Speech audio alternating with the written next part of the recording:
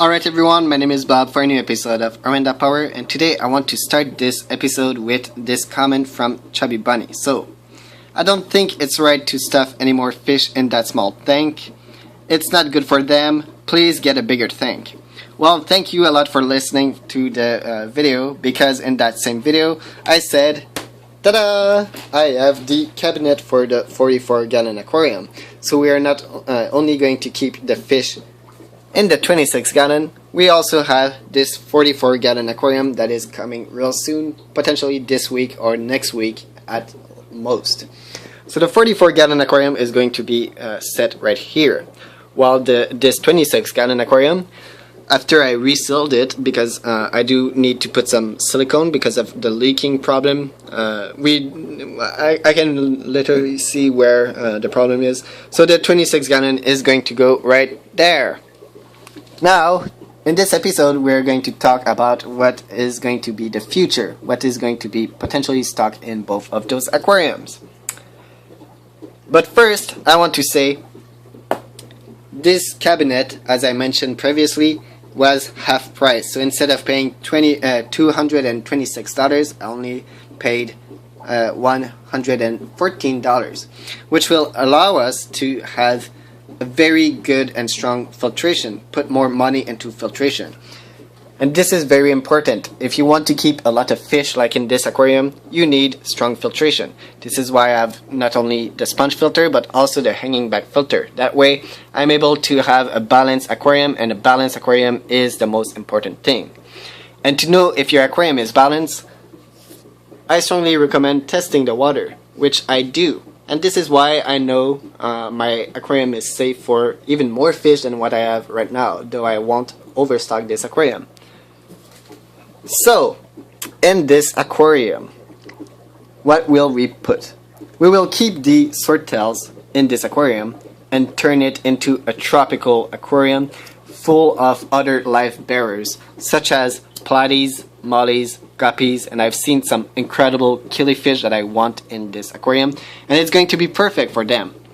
Now, life bearers, they are known to produce a lot of fries, and if we don't keep those fries from getting kind of removed in a way or another, we're going to eventually have some population problem. So having too much fish in this aquarium, even with a strong filtration, eventually you do need a way to control the population of life bearers. This is why I want to do an addition in this aquarium, such as maybe create a Serenity aquarium in this aquarium with some beta, female betas, because female beta can live together in a tank big enough.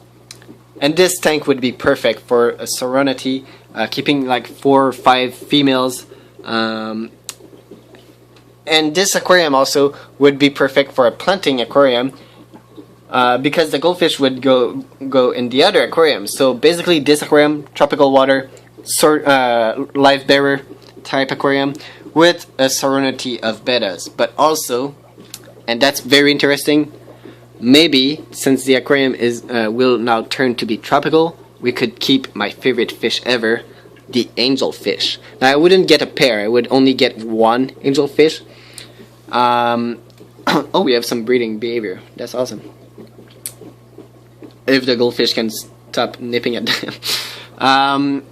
But yeah, so the life bearers, the angelfish are going to be able to eat a significant amount of fries, yet we will still get some of the fries, and the fries, by the way, are the baby fish. Life bearers are called that way because they don't lay eggs. They actually, when they get pregnant and they give birth, they give birth to a completely formed baby fish, a fry, basically.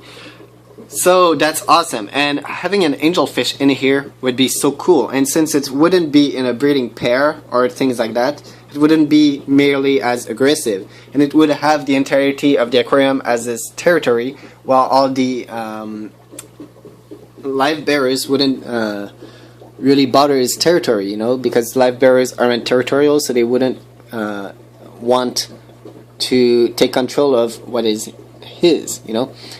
So we will see what else we could put in this aquarium. Maybe I'm going to keep the Siamese algae eater in here, as well as the corridoras. That way we wouldn't have any problem. I do want to remove all the barbs from here, though, because I do see a lot of aggression coming from the barbs towards the swordtails, and I don't want to run into the problem of having swordtail and other platies and things like that being overly stressed for no reason. So the moment I get a new aquarium is going to be a great moment, so because we're going to be able to split them. By the way, I'm also going to be able to completely cycle. Oh, he's playing in the bubble, that's fun. I'm also going to be able to cycle the new aquarium instantly because I have the sponge filter right here. I have the gravel already cycled, already full of good bacteria, and the hanging back filter. What is going to go in the new aquarium? This is the biggest question. We have obviously ghosts and RP. This is one of the big reasons why I wanted a bigger aquarium, for them to have more space, because goldfish do need a lot of space. Talking about goldfish, who wants at least one more goldfish? I do. And who wants two? I do too. And since, as I already said, the aquarium will have very much significant number of filtration, we are going to be able to keep more than 3 goldfish. I'm not going to keep any more than 4 because otherwise then it would be just like crazy. And remember, goldfish get big and get messy, so you always want to have that into consideration before putting them in an aquarium. So always make sure to get as much space as possible. This is what I did for my 2 beautiful goldfish that are finally going to have the decent size aquarium they always wanted. And also some friends, because goldfish, I do believe, are very, very social fish. And a lot of people don't understand that, but in that aquarium, they will finally have at least 1 friend, potentially 2. So what type of goldfish? The first one that I really want, and that would match my channel name very well, an Oranda, that I would probably call Power. That way it would be Oranda Power, you know. And the other fish would be potentially a fancy, so you know, a fish looking like that, but in a different color. And I'm not sure about the name. Probably Bob. It would be fun to have that. What the hell are you doing, Ghost? Chasing the gold barbs? That's cool.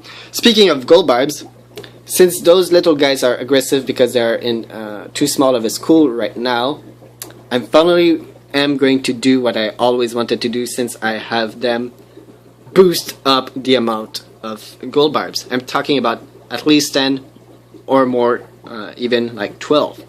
Speaking of barbs, I also want more species of barbs.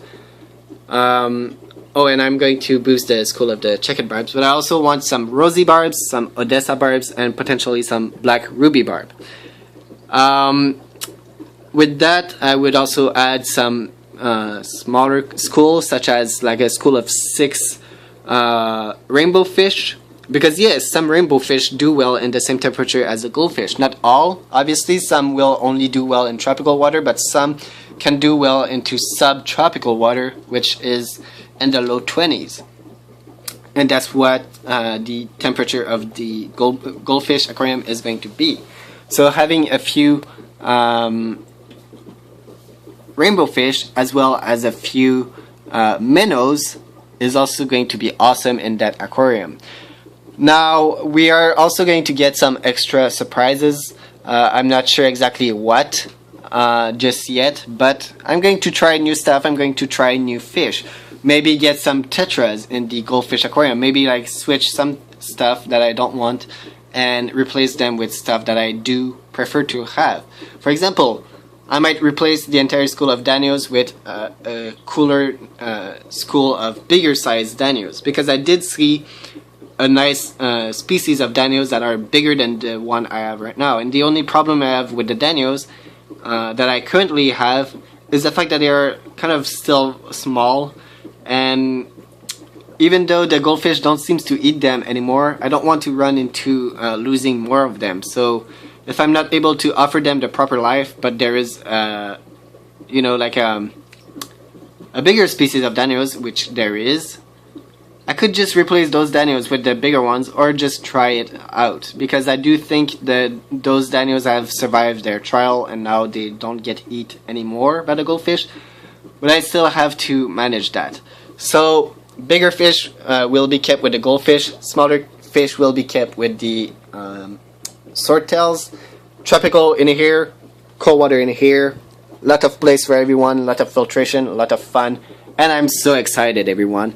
Really love the new swordtails, really love the new project so far, and I hope everyone does too. And always remember, watch the video till the end before asking weird question or doing some weird statement, alright? Because yeah, most of the time I do answer all the question people ask in the same video. So yeah, I know I'm boring sometimes, I know I rumble sometimes, but hey, I try to do an effort. And yeah, remember to smash a like, remember to comment, remember to support this channel if you haven't already. This is Bob for a new episode of Oranda Power, and I will see you all real soon for the future. Ciao!